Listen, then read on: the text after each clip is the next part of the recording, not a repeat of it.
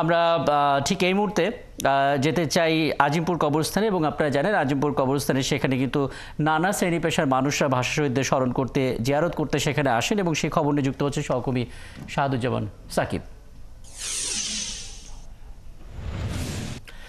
সাকিব একটু বলবেন আসলে মানে শ্রদ্ধা নিবেদন যারা করতে এসছেন তারা আসলে কিভাবে স্মরণ করছেন ভাষা শহীদদের এবং মাতৃভাষা নিয়ে দেশ নিয়ে যারা এসছেন তাদের প্রত্যাশার জায়গাটা একটু বলবেন এবং দিনভর আসলে এই আজিমপুর কবরস্থানে অনেকেই হয়তো আসবেন, সব কিছু মিলে আসলে নিরাপত্তার জায়গাটা একটু স্পষ্ট করবেন সাকিব।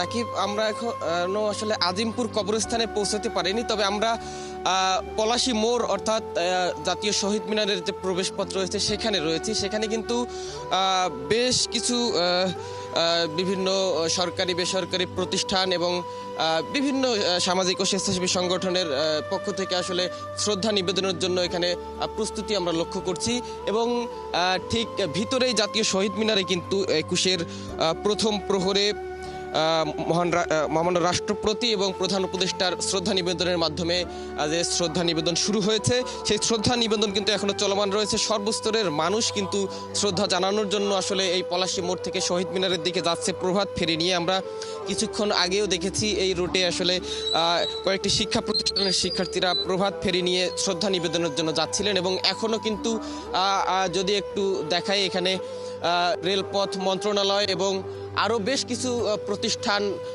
শ্রদ্ধা নিবেদনের জন্য প্রস্তুত রয়েছে। তারা আসলে এখানে নিরাপত্তা চৌকি পার হয়ে শ্রদ্ধা নিবেদনের জন্য শহীদ মিনারের দিকে রওনা হবেন। এখানে কিন্তু আইন শৃঙ্খলা বাহিনীরও প্রস্তুতি আমরা লক্ষ্য করছি, তারাও যে কোনো ধরনের বিশৃঙ্খলা এড়াতে প্রস্তুত রয়েছে এবং সাধারণ মানুষ যেন আসলে নিরাপত্তার সাথে শহীদদের স্মরণ করতে পারে, শ্রদ্ধা জানাতে পারে, সেই প্রস্তুতিও কিন্তু রয়েছে। আমরা কিছুক্ষণ পরে আজিমপুর কবরস্থানের দিকেও যাব। সেখানে আসলে অনেক মানুষ আমাদের ৫২-র যে ভাষা সৈনিক রয়েছেন করছেন এবং শ্রদ্ধা নিবেদন করছেন এবং তাদের জন্য দোয়া করছেন। আমরা এখানেও যাব।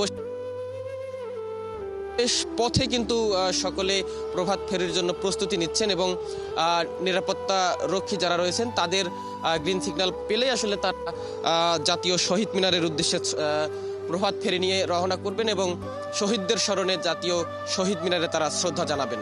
তো আমরা রয়েছি এখানে, আসলে এই শ্রদ্ধা নিবেদন চলমান থাকবে। ধীরে ধীরে হয়তো আরও অনেক মানুষ, সাধারণ মানুষ, বিভিন্ন সংগঠন, বিভিন্ন প্রতিষ্ঠানের লোকজন আসবেন শ্রদ্ধা জানাতে। আমরা সেসব খবর নিয়েও হয়তো পরবর্তী খবরে যুক্ত হতে পারবো। অনেকগুলো তথ্য জানলাম এবং আপনি স্পষ্ট করলেন আজিমপুর কবরস্থানে ঠিক এই মুহূর্তে আসলে আপনি পৌঁছন নিয়ে হয়তো পরবর্তীতে আপনার মধ্যে সেই ছবিটা জানতে পারবো। তবে এই ফাঁকে আপনার মধ্যে খুব চমৎকার করে আসলে প্রভাত ফেরির যে আয়োজন সেই আয়োজন পলাশীর মোড় থেকে জানতে পারলাম সাকিব, এবং একটু পর নিরাপত্তা কর্মীরা যখন অনুমতিটা দেবেন তখন আসলে সার্বিকভাবে সাধারণ মানুষ আসলে উপস্থিত হতে পারবেন এবং জাতির শ্রেষ্ঠ সন্তানদের শ্রদ্ধা নিবেদনের সেই সুযোগটি তারা পাবেন নিশ্চয়ই।